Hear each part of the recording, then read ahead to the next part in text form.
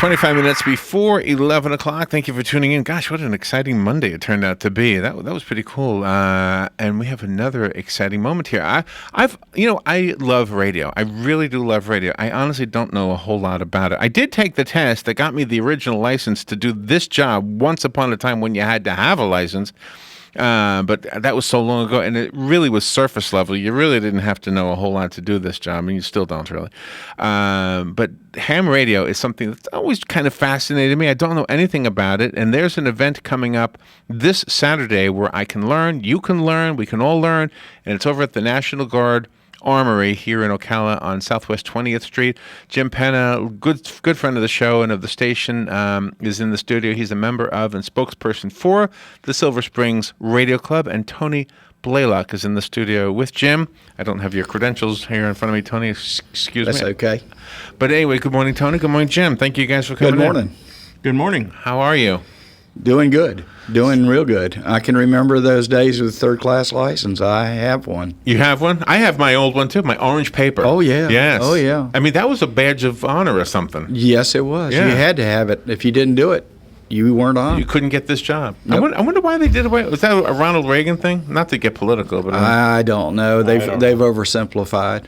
I went on and got my first with microwave and radar. Yeah, also, yeah. I'm a retired broadcasting engineer. Well, thank you for coming in here. Glad to be here. The event happening this Saturday is called the Hamfest. Right. And it has nothing to do with ham sandwiches. No, none But whatsoever. do you- There'll be some sandwiches There will out be? there, but I don't know about ham. Is it an expensive hobby? Ham Can radio? be. It Can be. You and can it- make it as expensive or as on the cheap as you want to try. Really? Like, what's the low end? And would it be a good one? And Oh, wait- it's a great hobby, Jim.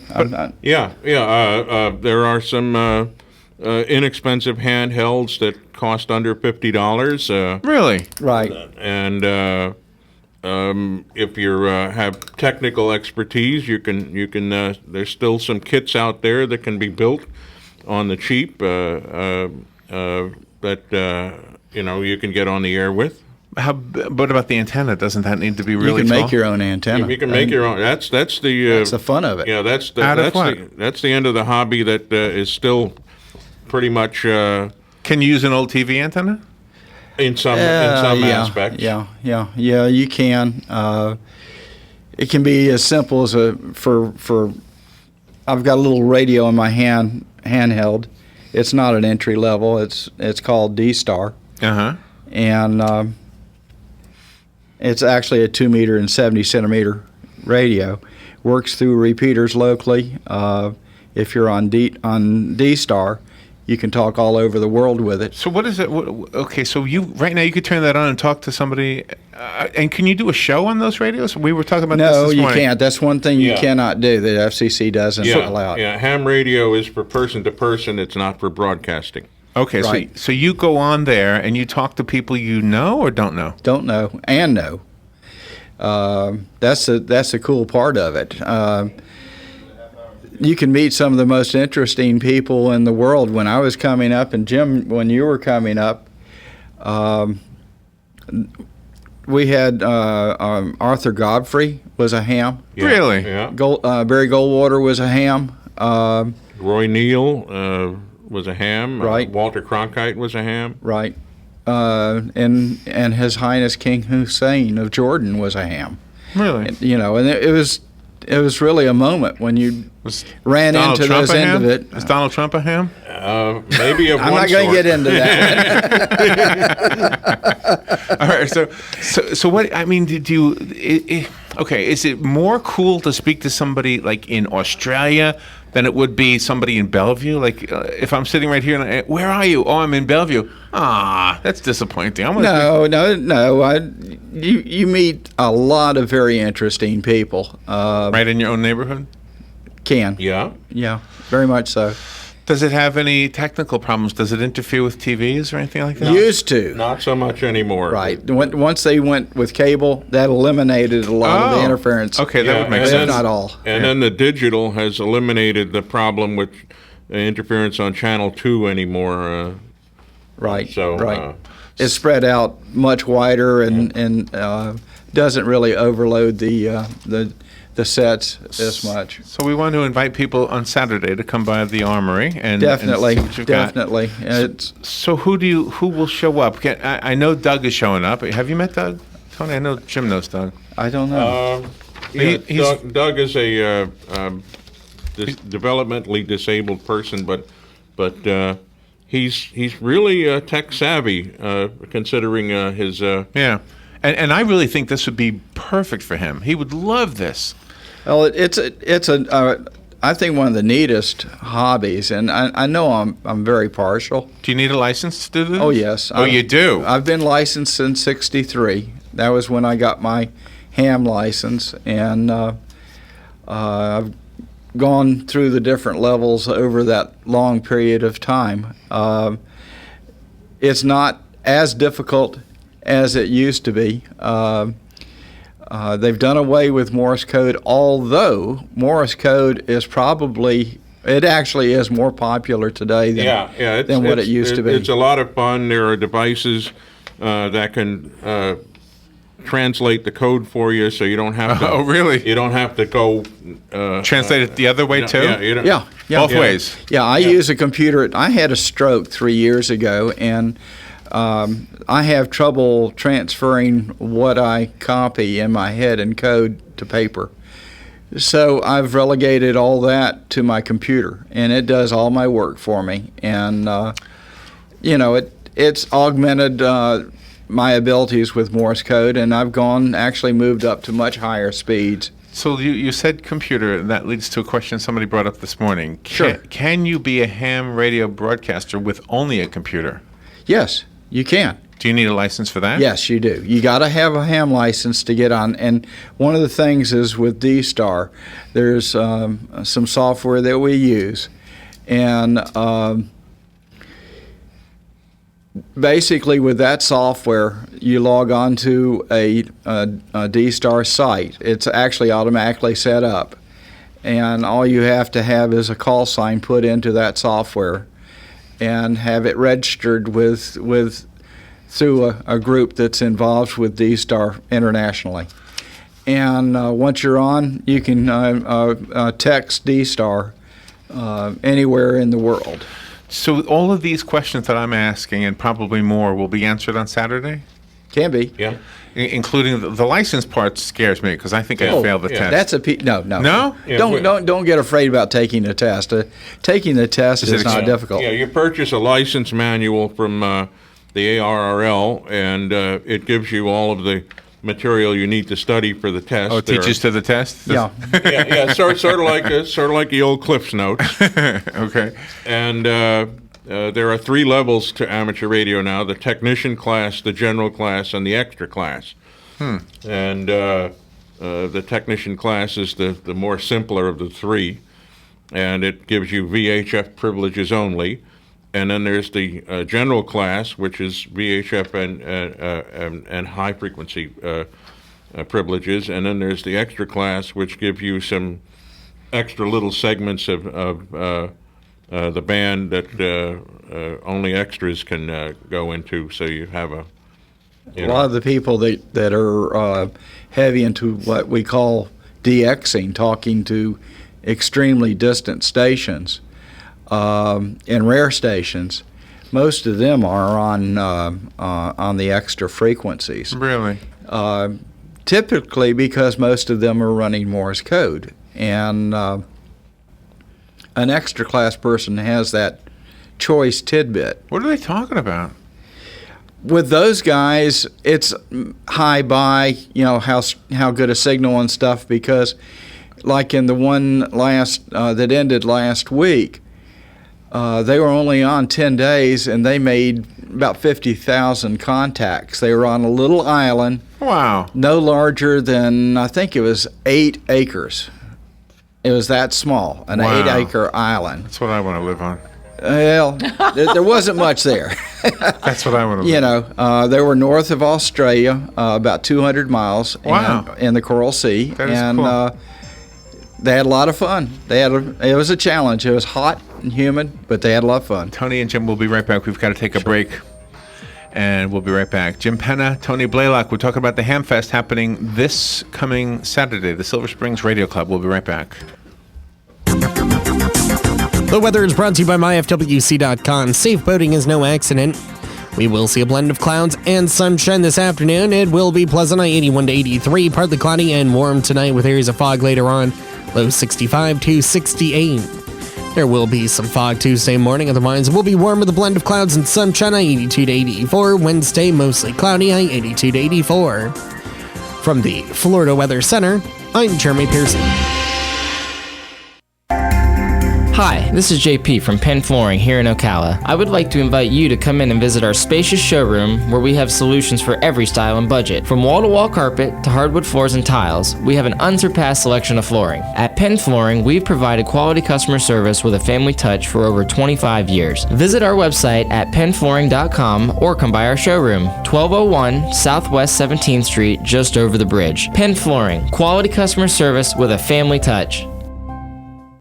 Ooh, ouch. Does pain have you glued to the couch? Yes, unfortunately it's true that every year we must get older, but that doesn't mean we have to deal with pain in our back, knees, or shoulder. If your muscles and joints are sore, don't worry anymore. Come get acupuncture from me and you'll be pain-free. Acupuncture starts as low as $35 at a Better You Healthcare. Call me, Dr. Erica Olstein, at 615-5566. Stop your pain from driving you insane. Hi, Matt Wilkerson here, your mobile Verizon rep. But not just here, I'll deliver the phone to you in your home. While I'm there, I'll only sell you what you need and I'll personalize it to you. Want to have me get you connected? Then call me at 352-528-0020. I even offer unlimited home phone service for just $20 per month. Just call me, your mobile Verizon rep, at 352-528-0020. We're saving thousands with Robert Palmer. So rule number one is always shop around. Always shop around. If you're trying to get a mortgage, if you're trying to get the best credit card, if you're looking at student loans, cell phone bills, you name it, rule number one is always shop around. Always shop around. That's rule number one, just one more vital part of fighting back to stop being a financial zombie. Yes, you can take the mystery out of the complicated world of finances. Take charge when it comes to your money. Listen in on The Source, 96.3 FM and 1370 AM, Saturdays at 12:05. Hey, Matt, I know Sunrise Automotive does auto stuff, but I need some tires for my truck. Can you recommend someone? Yes, I can. We do that. No, I mean, I need them installed and balanced and all that. Yep, we do that. Well, my son needed his windows tinted. Yep, we do that. I need my seat replaced. Yep, we do that too. I need a new roof line, and a new spoiler, and a new trunk. We can even do that too. Okay, I get it. I suppose you can also do a radio show too, huh? Well, as a matter of fact, join me every Monday at 10 for auto repair with personal care here on The Source. Of course you do. All right, 12 minutes. We're going to try in 12 minutes to get all the questions answered. We have waiting on hold Hugh, so let's not make him wait any longer. Thank you for waiting, Hugh. You're on the air now. No problem. Very, very good program. I was kind of wondering, can a ham, talk to somebody, like, let's say, in North Korea, or does the government have a way of blocking the signal out? Well, that's funny that you should ask that, Hugh. This is Tony and Jim over here. There's going to be a thing happening, hopefully something this next spring, or maybe as early as February. A gentleman from Italy has got authorization to go into North Korea, first time in about 20 years. There was a guy there about 15 years ago, but he started and they pulled the plug on him real quick. And it's still questionable about this guy. Because of the politics that's involved. When you say pull the plug, did they kill him? No, they didn't kill him, but they cut him off. They took away his gear and everything and shipped him out of North Korea. They're very serious in North Korea, and they don't really allow a lot. And that's why this thing in January, February, or whenever it's going to come out, no one knows for sure exact date. Are there any other countries in the world that are like North Korea that don't want people talking with anybody else? No, not really. Really? So China's okay? They do it in China? A little tough. And go ahead, For a Jim. while, Jordan only had the king and his wife. I don't know what the situation is in Jordan now. There's only a few people licensed in Nepal. Right. It's opened up somewhat more since the earthquake. So who licenses people that aren't in America? Each government is responsible for doing that themselves. So North Korea would have no license. There's no license, so that's why the guy couldn't do it. Well, it's more than that. I don't want to get into the politics because I really don't know, but there's maybe 2 or 3 countries that it's really tough to get out of. I think Syria is one real tough one right now, and although there are some hams off and on from Afghanistan. And can you, not to stop you, Sean, I'm sorry, but can you give us a story, because I know this happened, Jim, with some of the storms in the past, where the only communication Marion County had was you guys. Right. Well, Tony was involved in that back in the 60s. Yeah. Tell me about that. The 60s wasn't really 60s was a real tough one, though. We got hit by a hurricane, and it hit here in the middle of the night and knocked out a lot here in Ocala for a number of days, quite a number of days. And I was on with the sheriff's department. That was when we had the station on at the courthouse, and we were the only thing on. Wow. Absolutely the only thing. And you're talking about the 60s, but didn't this happen in 2004 also? Yeah, we had it. It wasn't as bad. The big thing, we go by a slogan that says, "When all else fails." That's our slogan. And quite honestly, the first thing that goes down is cell phones. The very first thing. Probably, yeah, makes sense. Yeah. And a whole bunch of other stuff. And that's why I've got this little radio here. It's battery, and I can get on there on any band, ham band that's normal, and talk where I need to. Low power, but I can get on. I want to make sure we use the rest of the time here to get people to show up on Saturday, because that's going to be where the questions are really answered. But can you hold up, because we have the camera running. You've got something called a Raspberry Pi. What is that? Yeah. It doesn't look like... doesn't look like much. No, it sure doesn't. This is a Raspberry Pi. What does that do? This is a micro mini computer, and this is not the smallest. The smallest version of this just came out. It's called the Pi Zero, and this was developed in Great Britain because in Great Britain they learned real quick that the computer technicians were retiring or dying off, and they needed a new pool of young people that were computer savvy, and they didn't have any. So what does that do? This is a computer that'll do everything that the computer as we know it here in the States will do. Uses a different piece of software, OS, uses Linux, which is somewhat bulletproof from viruses and stuff. Wow. That's what I use on my Apple, right? Same thing? Yeah, it's Linux. And you can hook that to a monitor and a keyboard, and you're good to go. Wow. Really? That is amazing. How much does that sell for? $30. $30. The Pi Zero that just came out Friday, I saw an advertisement. One of the hams sent it to me. They're selling that for $5. If you buy a magazine called Magpie, the current issue, it's free. So what is the connection between that and ham radio, though? We use these with our hotspots and a lot of our other computer-based technologies. Okay. In lieu of Microsoft.